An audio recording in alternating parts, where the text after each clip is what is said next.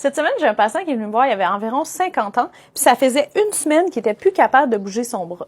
Au début, on pensait que c'était son épaule parce qu'il y avait déjà un problème au niveau de l'épaule, la coiffe des rotateurs, mais je trouvais ça pas mal intense que du jour au lendemain, il n'y avait pas vraiment eu de trauma. Il pouvait même plus bouger le bras, là. Le maximum qu'il pouvait faire, c'était comme ça. Donc, il y avait vraiment une grosse perte d'amplitude puis une extrême douleur.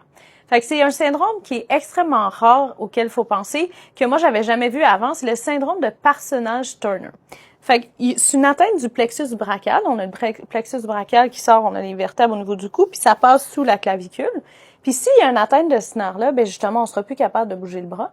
Puis le plus souvent, ça va se voir soit après un vaccin ou après une infection virale. Il va avoir une inflammation de ce nerf-là ça va justement avoir une sensation de brûlure.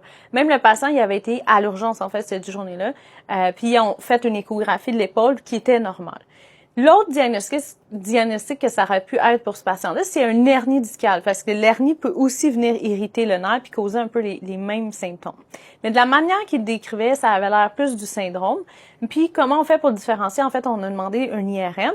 Donc, on va aller voir. S'il n'y a pas d'hernie, ben là, ça va encore plus avec le syndrome de Parsonage-Turner.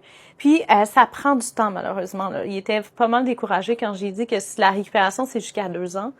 6 mois à 2 ans, il faut faire de la physio pour justement éviter que ça dure trop longtemps, regagner la force. Mais tu sais, c'est comme les nerfs, ils ont la capacité de régénérer tranquillement, mais c'est extrêmement long parce que ça pousse de manière très, très, très, très lente pour pouvoir récupérer la fonction au complet.